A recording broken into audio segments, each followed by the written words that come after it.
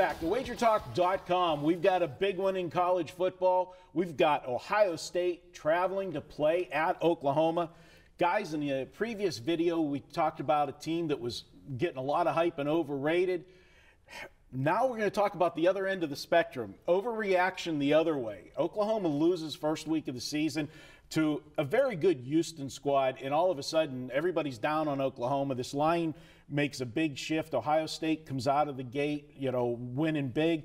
But Ohio State hasn't played anybody yet. I'm going to start with you on this one, Ralph, because I know you're a big Ohio State Buckeye coming from the great state of Ohio there. What are your thoughts here?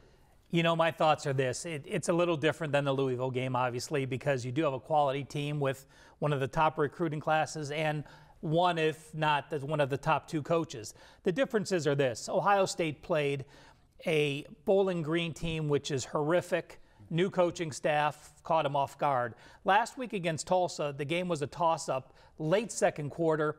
Tulsa's quarterback throws 2 pick sixes, the second in a horrible rainstorm of play he should have never played.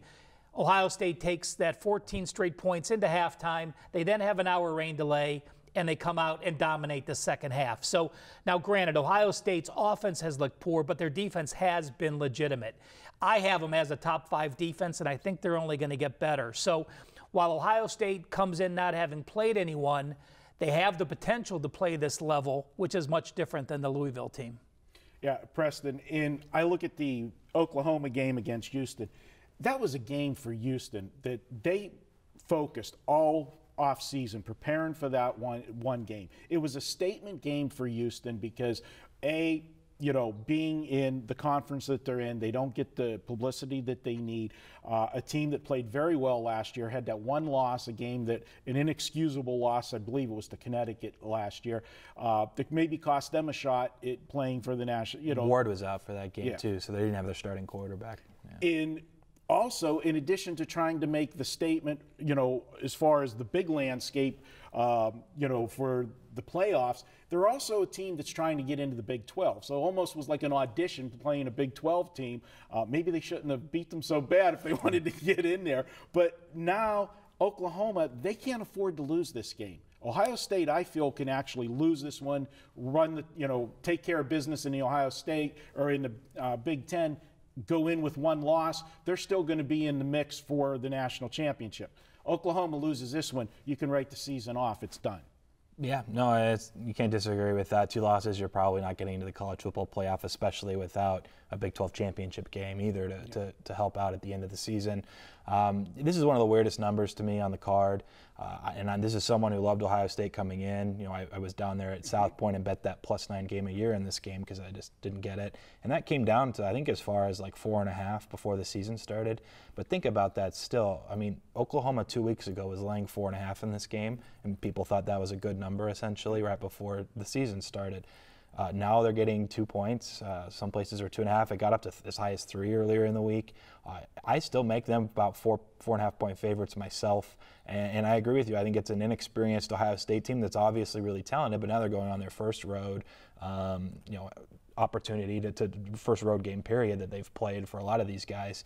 And it's against an Oklahoma team that's out to prove something, definitely. And that's still really, really good and the second best power-rated team that I have in the country. So I expect it to be close. I don't think it's going to be a blowout either way, but, I mean, the numbers, if you can get plus money still in Oklahoma, +2s, whatever. I mean, I think those are all good bets, and it's worth mentioning. This is an Oklahoma team that not only got the money from the Sharp Guys moving market in week 1 against Houston, they got all the way up to like 13.5. They also were like 42 up to 46.5 against UL Monroe, which they didn't cover either. But people that are moving the numbers that actually matter, like this Oklahoma team, they're probably going to get money again this week is my prediction. So I bet Oklahoma now rather than later if you do like the Sooners. Yeah, I'll throw out one stat there. Ohio State playing 2 lesser teams, obviously, in the first 2 weeks. They've also enjoyed a turnover edge in those 2 games of 9-2. When you're playing a lightweight and they're turning the ball over, you're +7 in the turnover margin. It's going to make those games look a lot more lopsided than they really are. The wrong team's favored, in my opinion. Any closing thoughts, Ralph? When Bob Stoops took over at Oklahoma, he's protected his home his home turf. No coach has a better record. Since Stoops has been the head coach at Oklahoma, they are #1 in the country as far as Power 5 teams go, 97-8, only 8 home losses.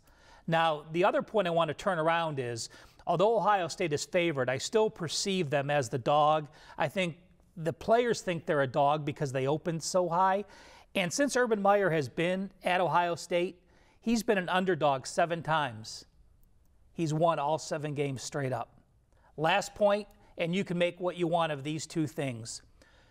When Oklahoma prepped for Houston, Herman, their head coach, was the OC at Ohio State. They run exact same offenses. They prep for both Houston and Ohio State all preseason because of those schemes on both offense and defense. But now, likewise, I know for a fact Urban Meyer did talk to Herman this week about the players on Oklahoma to get specifics on how players react, what the advantages are and what the disadvantages are. He didn't talk schemes, but it's a big edge to have a coach that just played this team 2 weeks ago and talk to him about the insights on the players. So again, both notes on both sides, with Oklahoma having prepped for the same schemes, but Urban Meyer having inside the head of Herman, who just knocked them off. Yeah. On the same token, though, that you could say now Oklahoma gets a redo because they got to see what some of the schemes are and make some adjustments. Absolutely. For it. So if we put you to a gun to your head here, I'm going to pass. I think again, there's advantages on both sides. He has the toughest home field. You have the best underdog coach in the country. It's going to come down to a close game. And by the way, both of these quarterbacks, #1 and #4 in the country in pass efficiency. So 2 quality leaders. Great game. I'm only going to watch it. You already said you grabbed yeah. Oklahoma. And if people aren't sure what they want to do, real quick, I'm not perfect at reading the market, but if you take plus money Oklahoma now, 115, 120, whatever it may be, I think you're going to get the same number by kickoff on Ohio State, and you can just free roll some beer or whatever lunch you're eating that day. And if it doesn't get that high, then I think you have a really good bet getting Oklahoma plus money. They really should be the favorites. Yeah, I agree with you, and I like the fact that it's hard to say 3rd week of September that a team is playing for their season, but Oklahoma's playing for their season on Saturday. And with that home record at home, we'll give Big Game Bob one more shot. I like Oklahoma here. All right, guys, don't forget, save $10 at WagerTalk. Use coupon code NUGGET in the number 10. You can save $10 on any package at WagerTalk this week. We'll be back with more at WagerTalk.com.